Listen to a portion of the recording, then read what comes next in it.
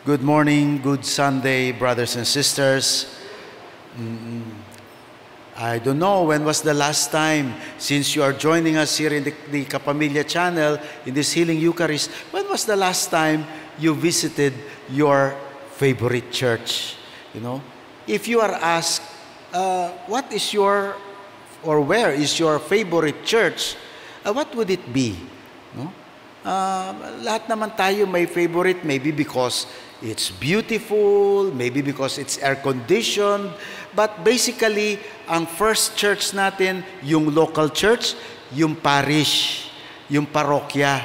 That is the parish of your domicile, meaning the parish, the church where you live. Mahalaga po yun dahil lahat ng ating sacraments, doon natin kukuhanin sa ating parish church. So, can you visualize now your parish church? I hope you have visited it. So, if you are asked what is your favorite church, yung Healing Eucharist, hindi na po kasama yon kasi virtual naman po tayo eh. Kayo, andyan sa inyong tahanan o nasa ospital o kung nasaan man po kayo na hindi makalabas at makadalaw sa simbahan, kami naman po andito sa ABS-CBN Chapel.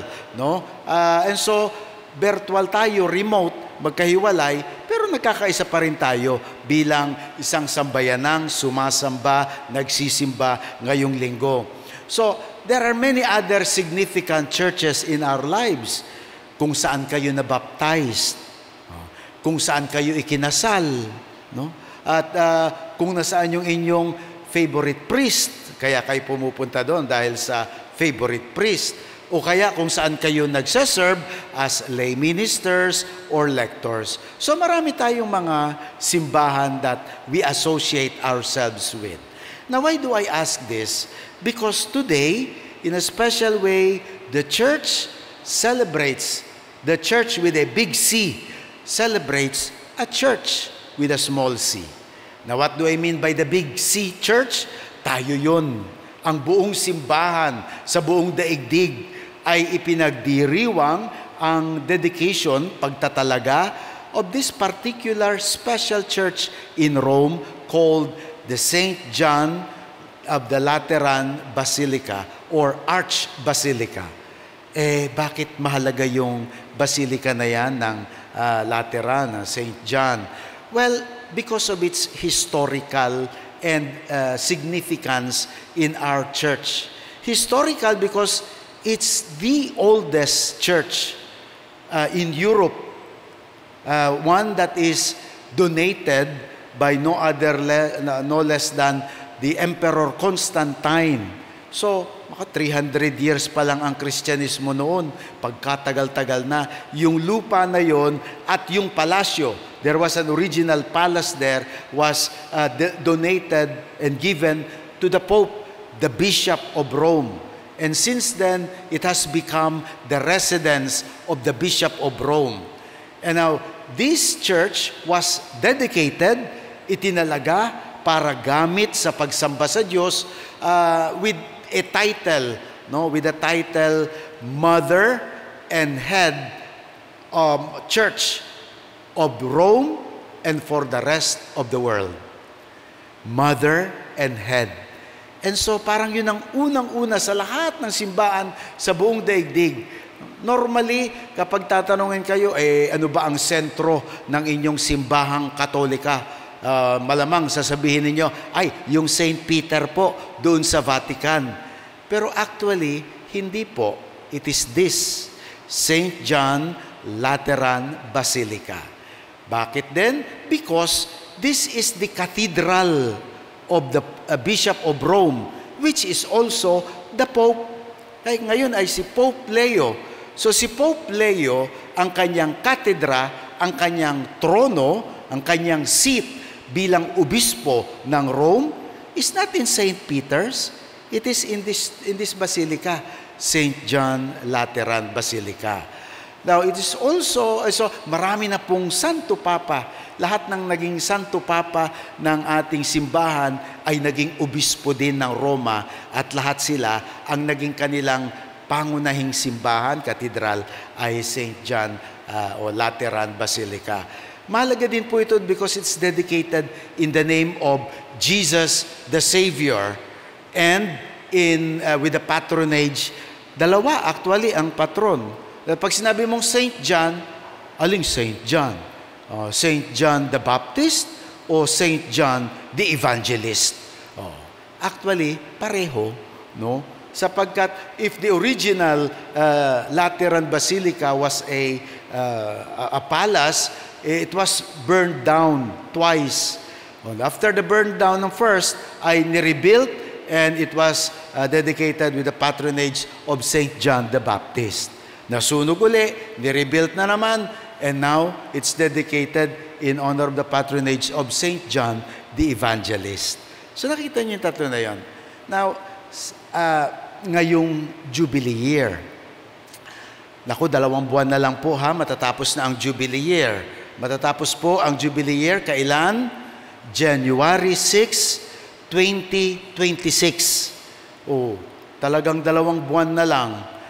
And so, baka hindi pa po kayo nakapag-pilgrimage sa inyong Jubilee celebration, pagplanuhan na yan. Sa community, sa parokya, gawin nyo na po. No? At marami pong mga Katoliko, kung titingnan ninyo sa internet, halimbawa, yung Jubileum 2025, sa Roma, ang daming mga Katoliko. Nagtuturista din siguro, pero also as pilgrims. So dahil we are all encouraged to at least every 25 years on the Jubilee to make a act of spiritual pilgrimage.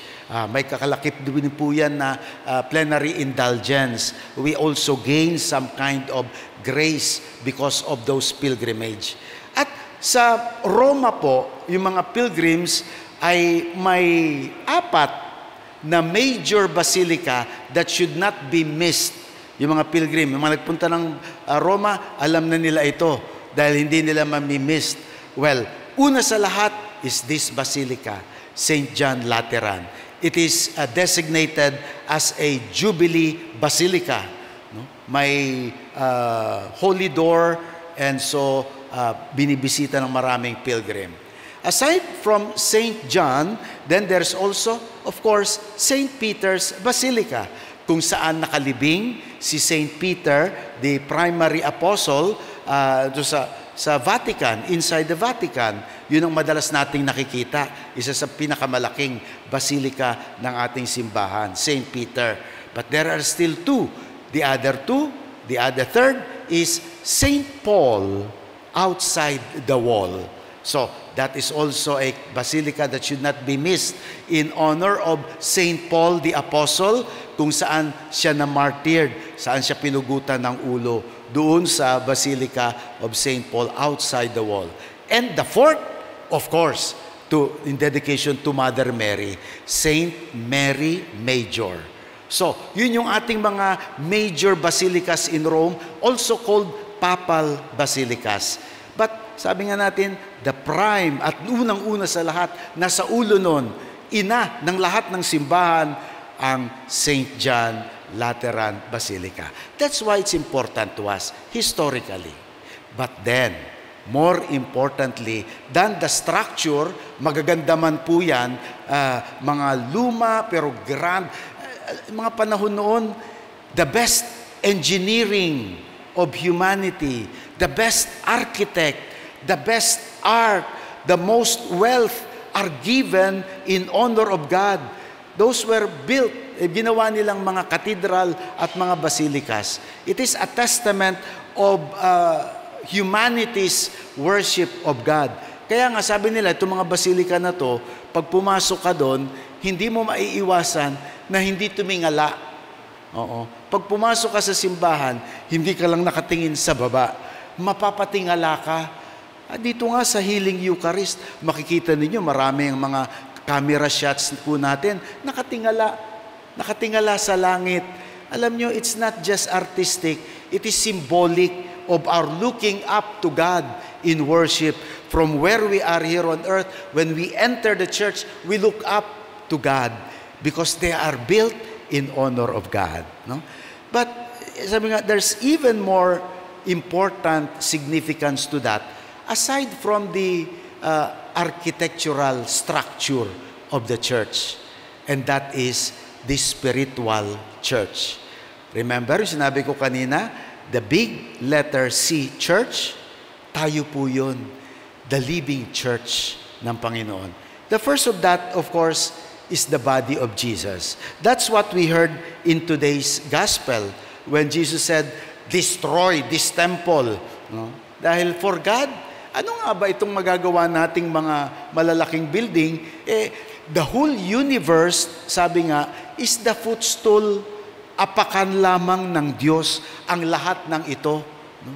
And so, more than that, it is Jesus Himself. Sabi niya, this temple, referring to His body, destroy it and I will raise it up in 3 days. And that's what happened when He was crucified. They destroyed His body, they tortured it, nasugatan, nagdugo, namatay. Destroyed the body. Sa ating Eucharist, broken. The bread, the body of Jesus, broken. So beautiful yung symbolism na yan. And yet, Jesus was true in His prophecy. After 3 days, He built it up again. This resurrected, this glorified body of Jesus is now symbolized to us that the true temple of God is the body of Jesus. And so, that's why it's so sacred to us. Now, aside from that, we too, sabi ni St. Paul naman sa second reading, we are the temple, the building of God. Very clear yung sinabi ni St. Paul sa kanyang sulat sa mga Corinthians, brothers and sisters, you are God's building. Not anymore the pillars, the cement, ang hollow block, ang pintura and everything. It's not anymore. We are the living temple of God, this church. And that's why, tama yung sinabi ni Lord, where 2 or 3 are gathered in my name, there I am in their midst. Kaya't kahit ang sambayanang nananampalataya are outside the building of the church, they are still the church. And that's what we join. When we are baptized into this church, we become a member of it. How beautiful po itong mga pakahulugan, this theology, this symbolism ng ating pananampalataya. Parang wala ata akong alam na ibang relihiyon na may ganyang pakahulugan where the people themselves becomes the temple where God lives. And then, finally, we say that the body, the temple of God is ang ating katawan.